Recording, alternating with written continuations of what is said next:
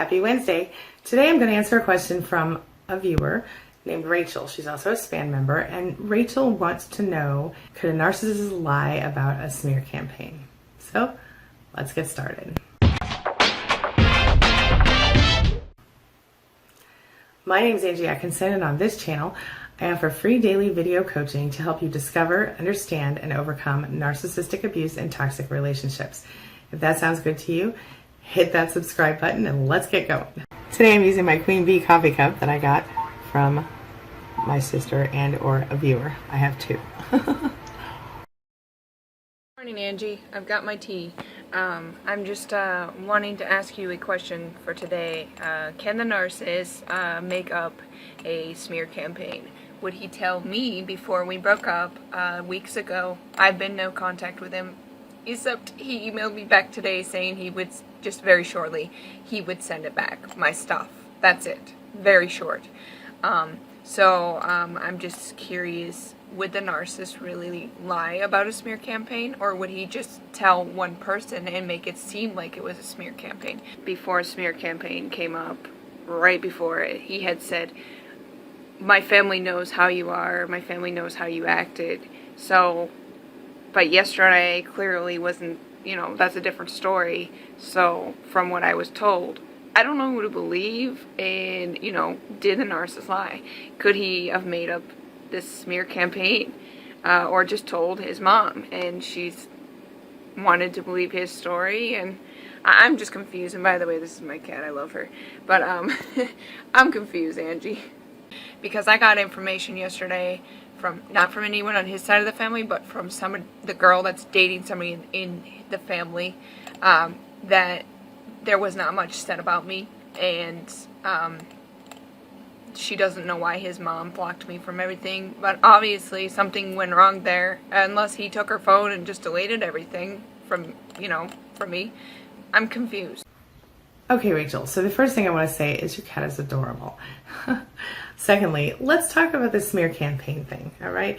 So we know that, the everyday average person just doesn't get it. They don't know what it's like to experience a smear campaign at the hands of someone they love, and that's because in general, people who love you would never do that to you, okay? But narcissists, as we know, they're different, and they're more likely to engage in that manipulative behavior, mostly because they'll do literally anything that they can to get what they want. They have no limits. That, of course, does include malicious lying, spreading rumors and exaggerations about you and everything else. Now, for those who don't know what a smear campaign is, I'm just going to really quickly define that, okay? If you were to look up smear campaign in the dictionary, we talked about this recently, it's that, the political term matches right up with the actual meaning, and that is that it's what a narcissist does when they feel threatened or otherwise concerned that they might lose their narcissistic supply. But the actual definition of it is a deliberate attack on somebody by spreading an untrue and pleasant rumor about them, or unpleasant rumor about them, or by making an accusation or damage to their reputation. So in this case, Rachel, your ex-narcissist is probably, yes, he probably is running a certain amount of a smear campaign. So why do people play these games? Why do they spread lies and rumors and malicious gossip? Okay, what it all comes down to is they want to shame you. They want to isolate you further. And in this case, Rachel, he wants to isolate you from his family because he wants his family to be on his side. We know that narcissists are the ultimate social and emotional predators, right? We understand that they're vicious and that they will do whatever they can to win at all costs. They have no limit. It's normal for someone who has a cluster B personality to pathologically lie, to gaslight, to smear campaign. It's all part of their, makeup, how they roll. It is absolutely dysfunctional. It does cause trouble in their lives and in the lives of the people they claim to love. Unfortunately, you can't avoid dealing with it, but what you can do, Rachel, is you can stop focusing on it. You can stop allowing people to make you feel like you're less than you are. You have to recognize that his smear campaign is an attempt to keep his family and his friends on his side, to make them think bad things about you, and also to get more attention from them, okay? So if you allow this to continue to bother you, in a way, you're going to kind of be still giving him that attention that he's seeking, okay? The girl that's dating his brother is, I'm sure she means well when she tells you the stories from these stuff, but the fact is, Rachel, if you're done with this guy, you gotta step back from it, and you gotta stop asking the questions, and stop, if she tries to give you information about the family, say, you know what, we're not together anymore, so I don't need to know that information.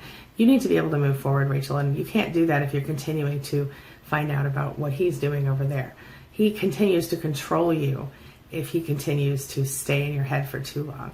Don't give him any more free rent. See, the thing is, a narcissist understands that what they're doing is wrong, but they don't care. They are intentionally trying to socially harm, damage, or invalidate you on a fundamental level. You feel me? Yeah, they understand on a logical level that like lying and cheating and stealing and manipulating and attempting to gaslight people might be not the right thing to do. Most of them. But they get off on it. They emotionally, psychologically, they just think it's the best thing in the whole wide world to pull one over on somebody, right? When they do apologize, it's fake. It doesn't mean anything. They do it to achieve a benefit for themselves. If they can pretend they're the victim, this is where they play the narcissistic injury thing. And I'm guessing, Rachel, in your case, that's what's happening here. He's playing the victim. Oh, crazy Rachel, she was so horrible, blah, blah, blah. You know, talking bad about you to his family because he doesn't want his family to be mad for dumping such an awesome girl. You know what I mean? That he wants them to understand why he had to do what he had to do or whatever. Only false apologies will come out of this, if any apology comes out of it. If he can, you know, pretend to be the victim and he can get away with having other people socially target you, socially punish you, it's one more step toward his ultimate goal. Sadly, the reason they smear campaign is because it makes them feel better about themselves. And they like to pretend that they're victims in order to get attention. There's no biologically inspired empathy from a narcissist. It just doesn't exist inside of them. They may know that they're causing harm. They don't care. They don't see you as a whole person. They see you as an object or as a sort of person. I know that sounds weird, but they literally just don't see you as someone who is as important as they are in the world. Look, when someone starts talking about us in a bad way to other people, our first instinct is to want to defend ourselves. And in a lot of situations, defending ourselves would be the right thing to do. But when the person talking about us is our narcissistic ex, the best thing you can do is just keep quiet, say nothing, because the only way to beat them at their game is to say nothing. Our silence during a smear campaign will expose the narcissist for the asshole they really are. Our silence helps to create plausible deniability on our part. Ultimately, it causes the truth to come out, because eventually, you know, someone will go, well, why isn't she acting crazy? Usually. The fact is that we don't need to defend ourselves against these people, because they will talk bad about us anyway, to their family, to their friends, to our family, to our friends. There's a whole bunch of bullshit that comes with that, and there's just not a whole lot we can do about it. So the best thing you can do is understand that it's a trick. It's one of the oldest tricks in the book for them. And understand that if we want to run around and do damage control, we totally can. But again, Rachel, you're not with this guy anymore. And there's no reason for you to continue to try to fix his lies. There's no reason for you to continue to try to focus on his lies. Because at this point, this is the end game. You should move forward, and you should start to focus on yourself and the things that make you happy, and not the things that he's doing or thinking or saying or feeling. You understand? So to review, while exposing the narcissist to people in their life might actually help them, you know, get a clue and stop allowing themselves to be supplied, it will only temporarily slow the narcissist down, and it might not even work, because the narcissist has the wool pulled over their eyes in a lot of cases. It's a cycle. If you do try to defend yourself, it may give the narcissist the fuel they need to get the next supply on the line. We talked about that before. In the narcissist version of the story, you're the crazy one and they're the poor, sweet, innocent one. You know? It's not worth it. It's just going to serve to make you more miserable as you go forward. So if you're stuck with it, you know, the best thing you can do is gray rock. I know you're not dealing with a child with this person, Rachel, so you don't have to be in contact with him. And when I say go no contact, I mean entirely. I mean, you can still be friends with the brother's girlfriend if you want to, but don't ask questions about your ex-boyfriend. Don't ask questions about him, because going no contact or low contact is really the only sure thing kind of fix here. Did he lie about it? Maybe. Did she lie about it? Maybe. I don't know who lied. It doesn't matter. You shouldn't care anymore, Rachel. I know it's hard to not care, but now you should focus on what's good for you. If they're not talking about you, that's a good thing. If did he lie to you about having told his mother how you are?